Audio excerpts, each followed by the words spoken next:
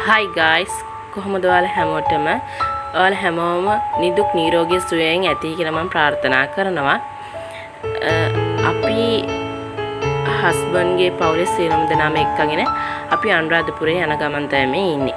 ඔන්න ඉතින් දැන් මේ බලන්න අපේ ශ්‍රී ලංකාවේ තියෙන ලස්සනම තැන් අපේ ලංකාවේ තරම් ලස්සන තැන් කොහෙවත් නැහැ.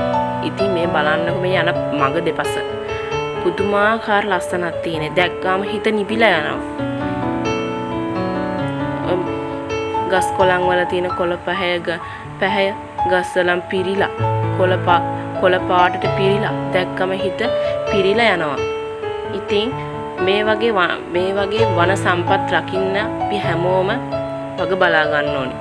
ගොඩක් අය පොලිතීන්, ප්ලාස්ටික් කැබලි, ටොපි චොකලට් කොළ කෑලි ඒ හැමදේම අපේ මේ පරිසරයට මුදා හරිනවා. එතකොට මේ අපේ පරිසරය දූෂණයට ලක් වෙනවා. ඉතින් මේ වගේ ලස්සන පරිසරයක් අපි මොකටද අවලස්සන කරන්නේ? අද ඉඳන් අපි මේ වගේ සුන්දර පරිසරය අපගේ සුන්දර පරිසරය අපි විසින්ම සුන්දරත්වයෙන් තියාගනිමු. ස්වභාවික සුන්දරත්වයේ ගෙන දෙන මේ පරිසරය හරිම නිස්කලංකයි. උගලන්ට ගල් පර්වතය උනත් කොච්චරනම් ලස්සනද? ස්වභාව ධර්මය විසින් නිර්මාණය කරන මේවා දැක්කම පුදුමාකාර හිත නිවිලා යනවා. ඔන්න බලන්න අපි දැන් යන්නේ රක්ෂිතයක් මැදින්. ඔය රක්ෂිතයේ මැද අපි යනකොට තොප්පිගල අපිට හම්බ වෙනවා. බලන්න තියෙන ලස්සන අහස ඈතට පේනවා. වැහි වලාකුලක් සමග පේන්නේ. නමුත් හරිම ලස්සන. ඔන්න තොප්පිගල පේනවා, ඈතින් තොප්පිගල පේනවා. ඔයාලට පේනවද දන්නේ නැහැ.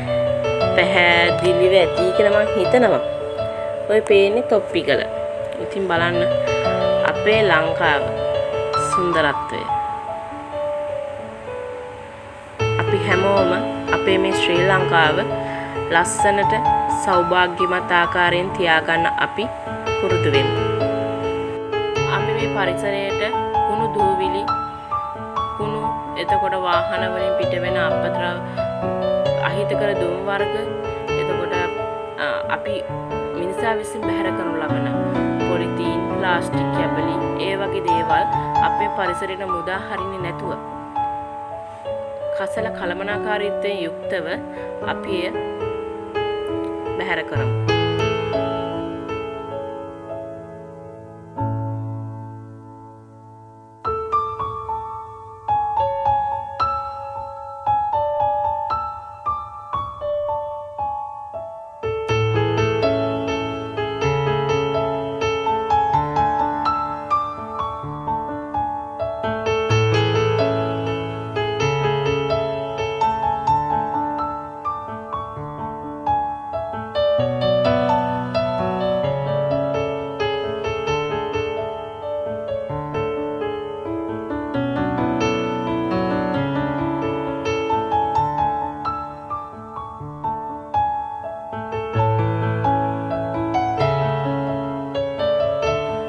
අපේ ගමන අතරතුර අපගේ ජාතික සත්වය අපිට හම්බුණා. දඬු ලේන. බලන්න එයාගේ ලස්සන. එයා නිදහසේ ඔහේ සැරිසරනවා. එයා පළතුරු හොයාගෙන කනවා. දැක්කම ලස්සනයි.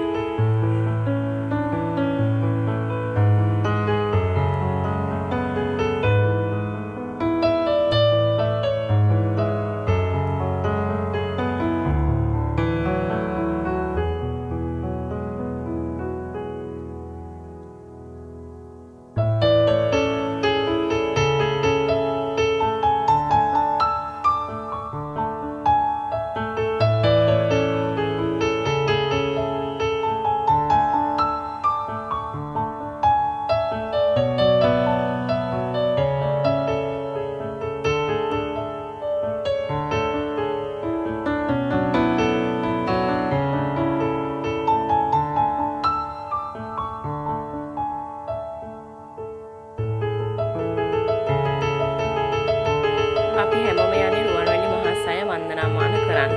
ඉතින් අපේ හස්බන්ඩ්ගේ අම්මට ආසාවක් තිබුණා කිරිපුඩු දානයක් පූජා කරන්න. එයා විසින්ම හදලා. ඉතින් එයා විසින්ම හදන කිරිපුඩු දානය පූජා කරන්න එයා පාත්‍රයක් ගන්න ගිය අවස්ථාව තමයි මම මේ ගත්තේ වීඩියෝ. මෙතන තියෙන මැටි ආශ්‍රිත නිෂ්පාදන තියෙන මේ ඔක්කොම දැක්කම හරිම ලස්සනයි.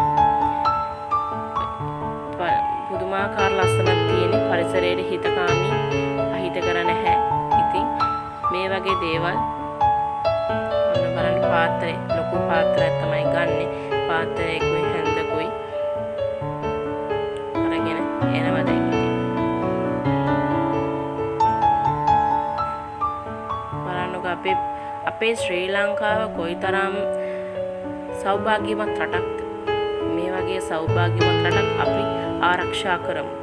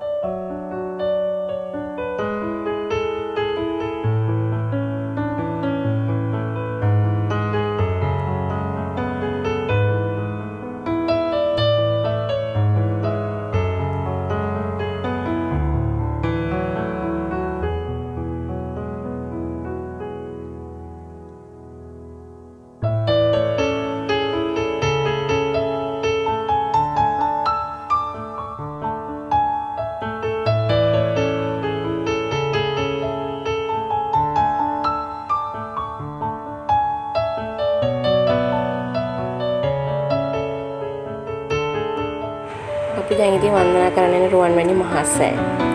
රුවන්වැලි මහා සෑය, රත්නමාලි ස්තූපය, ස්වර්ණමාලි මහා ථූපය ආදී විවිධ නම් වලින් හඳුන්වන මෙම දාගැබ ලක්දිව බෞද්ධයාගේ වඩාත්ම ගෞරවයට පාත්‍ර වූ ස්තූපයක් වෙනවා. ඒකට ප්‍රධාන හේතුව තමයි ස්තූපය තුල සම්මා සම්බුදුරජාණන් වහන්සේගේ සර්වඥ ධාතුන් ද්‍රෝණයක් තැන්පත් කර දුටුගැමුණු මහරජතුමා විසින් මෙම ස්තූපය ඉදි කිරීම. මෙම ස්තූපය ඉදි කරලා තියෙන්නේ මිහිඳු මහරහතන් වහන්සේ විසින් දේවානම්පියතිස්ස රජුට බුදුරදුන් පරිභෝග කරන ලද ස්ථානයක් වශයෙන් දක්වන ලද පුරාණයේ කුකුන්ද නම් වැවේ ඉහළ කෙළවරක සිටුවා තිබූ ටැම් ලිපියක් අනුවයි. සතුරන්ගේ රට මුදාගත් දුටුගැමුණු රජතුමා ඒ ලිපිය අනුව ක්‍රිස්තු පූර්ව 137 දී මෙම දාගැබ ඉදි කරලා තියෙනවා. මෙම ස්තූපයේ ද්‍රෝණය ධාතුන් තැන්පත් කළ නිසා මෙය මහා ථූපය කියලා ප්‍රකට වෙලා තියෙනවා. මෙම ථූපය සාදා නිම කිරීමට පෙර දුටුගැමුණු රජතුමා ජන්මාන්තර ගත වූ නිසා එතුමාගේ සොහොයුරු සද්ධාතිස්ස රජතුමා විසින් ඉතිරි වැඩ කටයුතු නිම කරන ලදී. එදා පටන් සිංහල රජවරු විසින් එය වැඩි දියුණු කරන ලදී. අනුරාධපුර රාජධානියේ අවසාන සමයේ එල්ල වූ චෝල ආක්‍රමණයන්ගෙන් ස්තූපය සහිත විහාරාරාම වලට හානි සිදු වුණා. පොළොන්නරු යුගයේ නැවත රට එක්සේසත් කළ මහරජ විජයබාහු මහා පරාක්‍රමබාහු ආදී සිංහල රජදරුවන් ස්තූපය තිබූ පරිදි ප්‍රතිසංස්කරණය කරා. නිශ්ශංකමල් රජුද ස්තූපය වැඩිදුර පිළිසකර කර ස්තූපයේ දකුණු මළුව මත ඇති ස්තූප ආකෘති ගොඩනැගුවා. පසු කාලීනව ලක්දිව බලපෑ දකුණු ඉන්දිය ආක්‍රමණ හමුවේ සිංහල රාජධානිය ලක්දිව නිරත දෙසට සංක්‍රමණය වීමත් සමගම රජරට වනගත වුණා. බ්‍රිතාන්‍ය අධිරාජ්‍ය යුගයේ නාරන්විට සුමනසාර හිමියන්ගේ මූලිකත්වයෙන් ආරම්භ කරන රත්නමාලි චෛත්‍ය වර්ධන සමිතිය විසින් මහත් උත්සාහයෙන් නැවත ප්‍රතිසංස්කරණය කොට 1940 ජූනි මාස 17 වන දින රුවන්වැලි සෑයේ චූඩාමාණික්‍ය පළදවන ලදී. නව ප්‍රතිසංස්කරණයට පසු ස්තූපයේ උස අඩි 338යි. පරිමාණය අඩි 942යි. රන් ආලේප කළ කොත සහ චූඩාමාණික්‍ය උස අඩි 25යි. රත්නමාලි ස්තූපය අක්කර 5ක හතරැස් මළුවක් මත තමයි පිහිටලා තියෙන්නේ. මළුවේ එක් පැත්තක දිග අඩි 456යි. ඒ වටා තිබ පුරාණ ඇත්පවුර වෙනුවට අලුත් ඇත්පවුරක් තනා තියෙනවා. පැරණි ඇත්පවුරේ කොටසක් අලුත් වැඩියා නොකර බස්නාහිර පැත්තේ ඉතිරි කරලා තියෙනවා. ද්‍රෝණයක් සර්වඥ ධාතු නිධන් කර ඇති මෙම දාගැබ දිවමත් බුදුරජාණන් වහන්සේ සම වූ මහා පූජනීය වස්තුවක් ලෙස සැලකෙනවා. තෙරුවන් සරණයි.